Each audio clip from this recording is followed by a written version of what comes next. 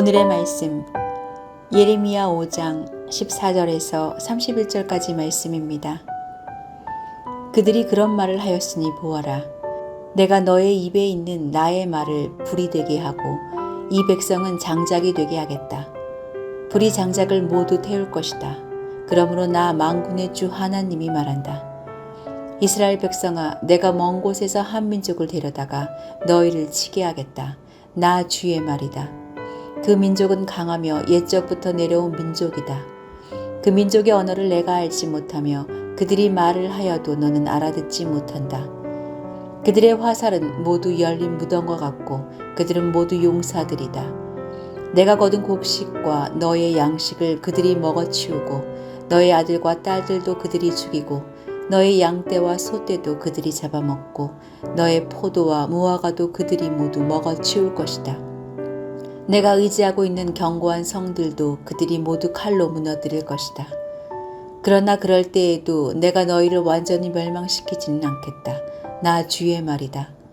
예레미야야, 그들이 무엇 때문에 주 우리의 하나님께서 우리에게 이런 모든 일을 하셨는가 하고 너희에게 물으면 너는 그들에게 말하여 주어라. 너희가 너희 땅에서 나를 버리고 다른 신들을 섬겼으니 이제는 너희가 남의 나라 땅에서 다른 나라 사람을 섬겨야 할 것이기 때문이다.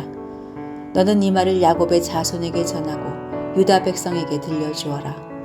이 어리석고 깨달을 줄 모르는 백성아, 눈이 있어도 볼 수가 없고 귀가 있어도 들을 수가 없는 백성아, 너희는 이제 내가 하는 말을 잘 들어라.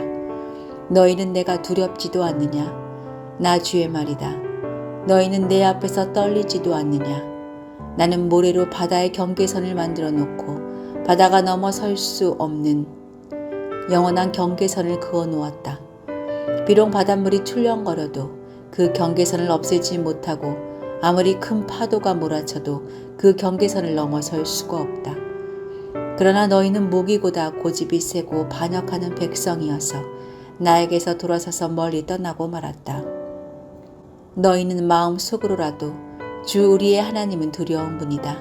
그분은 제때에 비를 주고 이른 비와 늦은 비를 철따라 내리며 곡식을 거두는 일정한 시기를 정하여 주었다 하고 말한 적이 없다. 바로 너희의 모든 죄악이 이러한 것을 누리지 못하게 하였고 너희의 온갖 범죄가 그 좋은 것들을 가로막아 너희에게 이르지 못하게 하였다. 나의 백성 가운데는 흉악한 사람들이 있어서 마치 새 잡는 사냥꾼처럼 허리를 굽히고 숨어 엎드리고 수많은 곳에 덫을 놓아 사람을 잡는다. 조롱의 새를 가득히 잡아 넣듯이 그들은 남을 속여서 빼앗은 재물로 자기들의 집을 가득 채워 놓았다. 그렇게 해서 그들은 세도를 부리고 벼락부자가 되었다. 그들은 피둥피둥 살이 찌고 살에서 윤기가 돈다. 악한 짓은 어느 것 하나 못하는 것이 없고 자기들의 일속만 채운다. 고아의 억울한 사정을 올바르게 재판하지도 않고 가난한 사람들의 권리를 지켜주는 공정한 판결도 하지 않는다. 이러한 일들을 내가 벌하지 않을 수 있겠느냐? 나 주의 말이다. 이러한 백성에게 내가 보복하지 않을 수 있겠느냐? 지금 이 나라에서는 놀랍고도 끔찍스러운 일들이 일어나고 있다. 예언자들은 거짓으로 예언을 하며 제사장들은 거짓 예언자들이 시키는 대로 다스리며 나의 백성은 이것을 좋아하니 마지막 때에 너희가 어떻게 하려느냐.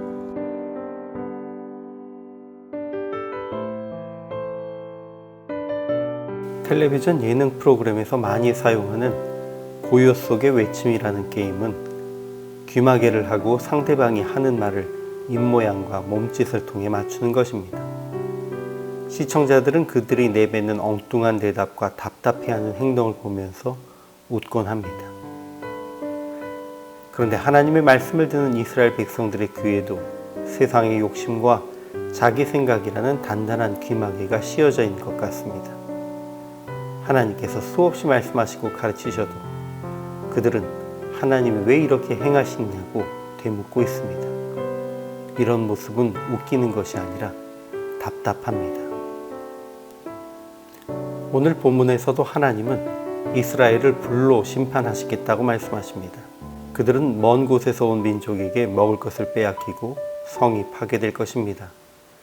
여호와를 버리고 이방신을 섬긴 그들은 이방 땅에서 이방인들을 섬기게 됩니다. 그들이 심판받는 또 다른 이유는 속임이 가득하여서 스스로 부자가 되고 윤택한 삶을 살기 위해 공정하지 않은 송사로 고아와 빈민을 착취하고 선지자는 거짓을 예언하고 제사장은 자기 권력으로 다스리는데 백성들은 또 그것을 좋게 여겼기 때문입니다. 그럼에도 불구하고 하나님은 당신의 백성을 완전히 진멸하지는 않으실 것입니다.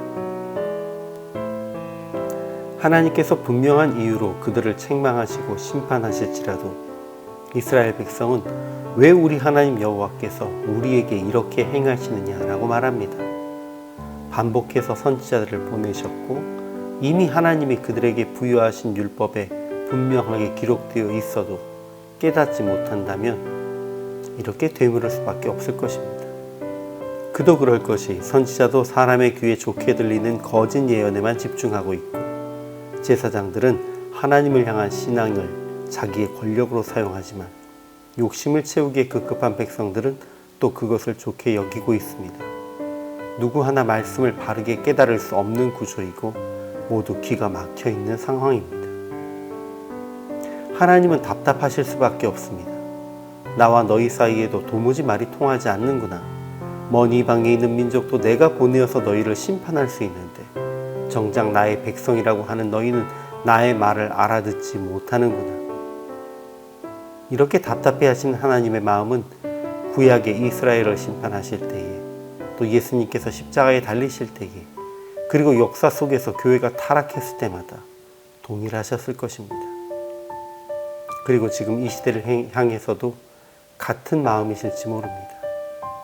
그러니 이 시대를 향한 하나님의 마음을 바로 깨닫고 그리스도를 우리의 참 구세주로 고백하면서 내 욕심을 채우기 위해서가 아니라 주의 뜻을 이 땅에 이루기 위해서 살아가는 믿음의 사람이 되기 위해 우리 귀에 있는 욕심과 세상 것에 대한 귀마개를 벗어버리기를 소망합니다.